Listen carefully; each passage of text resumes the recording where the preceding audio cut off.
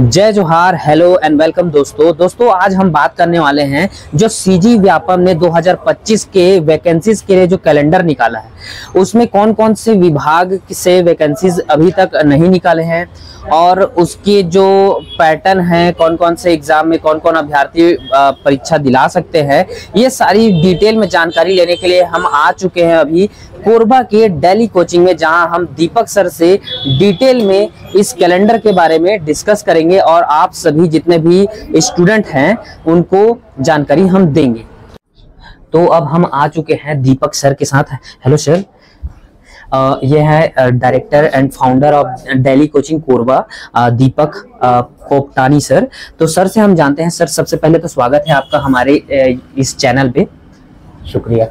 तो सर, हम आपसे जानना चाहते हैं जो सीजी व्यापम ने 2025 के वैकेंसीज के लिए जो कैलेंडर निकाला है उसके बारे में कौन कौन सी ऐसी वैकेंसीज है जो इस बार नई आई हैं और कौन कौन सी ऐसी वैकेंसीज जो पिछले साल की हैं और उसको भी अभी डिस्कस कर दिया गया है। तो डिटेल आप जानकारी दीजिए हमारे जो स्टूडेंट देखते हैं हमारे चैनल में। ओके, सबसे पहली बात तो ये बहुत अच्छा इनिशिएटिव है। कई राज्य जैसे मध्य प्रदेश है और झारखंड है, ये सब पहले से ही अपने परीक्षाओं के कैलेंडर जारी करते रहे हैं। यूपीएससी और एसएससी में तो ये परंपरा काफी समय से चली आ रही है। अब छत्तीसगढ़ के व्यापम में भी इस बात की डिमांड थी कि इस प्रकार का कैलेंडर जारी हो, तो छत्तीसगढ़ ने भी अभी 10 जनवरी को ये कैलेंडर जारी कर दिया। तो इससे स्टूडेंट जो ऊहापोह की स्थिति में होते हैं कि हम किस परीक्षा की तैयारी करें, किस परीक्षा की तैयारी ना करें, वे सारे अपने सारे डाउट्स को छोड़ करके निश्चित रूप से इसकी तैयारी कर सकते हैं, है ना। रही बात परीक्षाओं की, तो इसमें 32 डिपार्टमेंट के द्वारा अलग अलग परीक्षाएं आयोजित करने के लिए संभावित तिथि की घोषणा की गई है। हालांकि ये नहीं कहा जा सकता कि ये तिथि अंतिम है, परंतु फिर भी 90% यह तिथि रहेगी। यदि किसी दो परीक्षाओं के बीच क्लैश होता है या कोई नए परीक्षा को ज्यादा प्रायोरिटी दी जाती है, जैसे सेंट्रल गवर्नमेंट को कोई वैकेंसीज आ गया, जैसे एसएससी, रेलवे, ये सब का, तब के डेट में ये डेट चेंज हो सकती है। अदरवाइज ये सही। एक सवाल जो आपने पूछा कि कौन सी परीक्षाएं हैं जिनका फॉर्म पहले से भराया जा चुका है 2024 में। हाँ, तो एक तो प्रयोगशाला परिचारक है जो 440 पदों के लिए है और स्टूडेंट बेसब्री से इसका वेट भी कर रहे हैं, वो परीक्षा।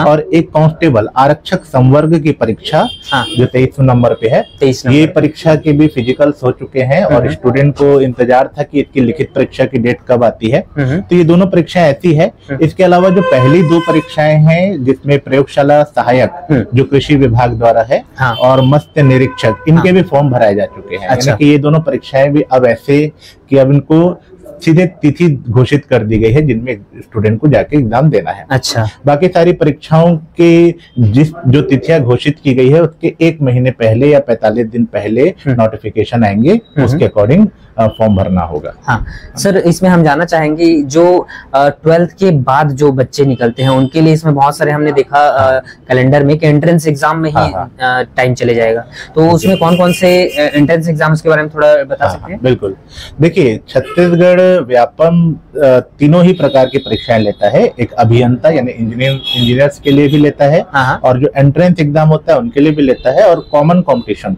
उनके लिए भी लेता है। इसमें अगर हम 5 नंबर से लेकर के 14 नंबर तक की तकनीकी शिक्षा विभाग की सारी परीक्षाएं, जिसमें पीपीटी, एमसीए, पीईटी, पीपीएच और पीएटी, बीएड, डीएड, इन सब की बात करें या नर्सिंग की बात करें, तो ये सारे एंट्रेंस एग्जाम है जो कि 12वीं के बाद स्टूडेंट को देने होंगे।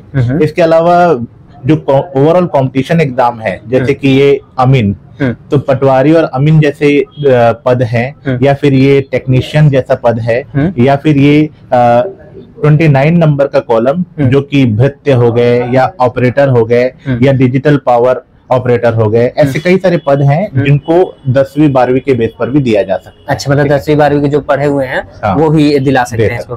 और इसमें बहुत सारी वही सब नई वैकेंसीज हैं जिनके बारे में जिक्र कर रहे थे। नई वैकेंसीज में एक के आबकारी आरक्षक पहली बार देखने को मिला है। इस प्रकार का कोई नया नया पद जारी किया गया है और बहुत संभावना है कि कॉमन सिलेबस पर आधारित होगा। ठीक है, वही जानना चाहते हैं कि कोई कितने सारे ऐसे विभाग ने वैकेंसीज निकाली है जो कॉमन सिलेबस पर आधारित है। ओके, देखिए सबसे ज्यादा जो स्टूडेंट की संख्या रहती है वो कॉमन सिलेबस वाले होते हैं, जो कि जैसे इसमें अगर हम बात करें 15 नंबर कॉलम की, जिसमें सहायक विकास विस्तार अधिकारी है, ये कॉमन सिलेबस पर है। कॉमन सिलेबस का मतलब होता है कि जिसमें भारत का कंप्लीट जीके, छत्तीसगढ़ का जीके, गणित, रीजनिंग, हिंदी भाषा, छत्तीसगढ़ी भाषा, अंग्रेजी और कंप्यूटर, ये कॉमन सिलेबस होता है जिसकी तैयारी हर कोई करता है। जिसके लिए आपको किसी विशेष स्ट्रीम के, जैसे साइंस बैकग्राउंड के होने की आवश्यकता नहीं है, इंजीनियर होने की आवश्यकता नहीं है, या फिर आर्थिक विभाग का होने की आवश्यकता नहीं है। तो अगर हम बात करें इसमें कौन कौन से ऐसे एग्जाम है, तो सहायक विकास विस्तार अधिकारी, असिस्टेंट डेवलपमेंट एक्सटेंशन ऑफिसर, 24 ये वाला। नगर सैनिक भी बहुत हद तक संभावना है। आबकारी आरक्षक भी बहुत हद तक संभावना है। और आमीन पटवारी की तरह ये होता है, तो जो पटवारी का सिलेबस होगा वो इसमें भी कवर करेगा। अच्छा, तो ये कॉमन सिलेबस। अच्छा सर, इसमें हम जानना चाहते हैं कि इसमें तो अभी आपने बताया कि 32 विभाग से ये कैलेंडर निकाला गया है। अभी इसमें और कौन कौन से विभाग के बारे में जिक्र भी नहीं किया गया है? जैसे अगर ये बहुत अच्छा क्वेश्चन पूछा, काफी सारे स्टूडेंट वेट कर रहे थे व्यापम कैलेंडर का, केवल इसीलिए ताकि शिक्षक भर्ती परीक्षा जो है इसके बारे में कोई घोषणा हो सके। परंतु और हमने देखा था कि मोदी की गारंटी योजना में भी ये शामिल था। 57,000 पद। उसके बाद भी 14,000 पोस्ट की एक बार घोषणा हुई थी। लेकिन स्टूडेंट वेट करता रह गया, और इस बार के व्यापम में भी शिक्षक भर्ती परीक्षा से जुड़ा हुआ कोई भी घोषणा नहीं किया गया। तो ये थोड़ा सा डिसअपॉइंटिंग रहा इस बार। परंतु ये देखना होगा कि क्या पता आगे इस सिलेबस में या इस कैलेंडर में ऐसी परीक्षाओं को जोड़ा जाएगा या नहीं जोड़ा जाएगा, ये देखने वाली बात। बहुत सारे जो ऐसे अभ्यर्थी हैं जो बीएड डीएड कर चुके हैं और सीजी टेट क्वालिफाइड हैं ऑलरेडी, तो उन लोग में निराशा की भावना भी आ चुकी है, क्योंकि उनके शिक्षाकर्मी का कहीं पर भी जिक्र नहीं किया गया। जैसे कि जो बृजमोहन अग्रवाल जी हैं, जो विधायक थे, वो 33,000 पद की घोषणा यहाँ तक कि मैनिफेस्टो में भी अपना किए थे, घोषणा पत्र में। उसके बावजूद भी उन्होंने 1 साल अभी गवर्नमेंट को आया यहाँ पास हो चुका है छत्तीसगढ़ में, लेकिन उसके बारे में क्यों जिक्र नहीं किया है? तो आप जो बच्चे लोग का ये क्वेश्चन है, इसमें कुछ बोल सकते हैं?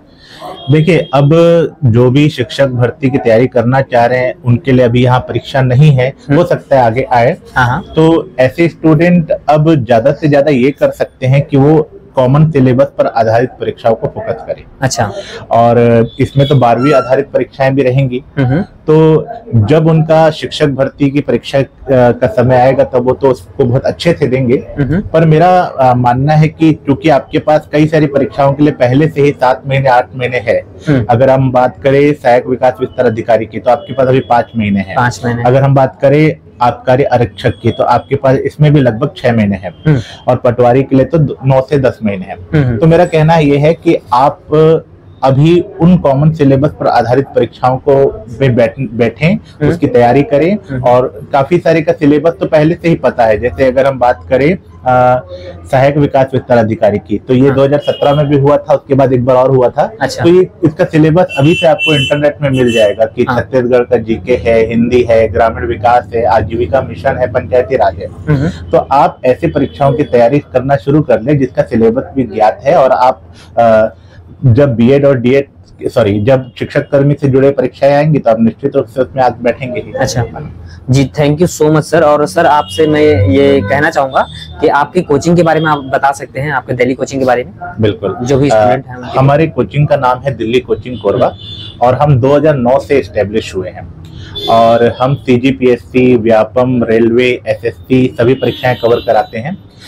सीजीपीएससी का प्री और सीजीपीएससी का मेंस दोनों ही भाग हम कवर करते हैं।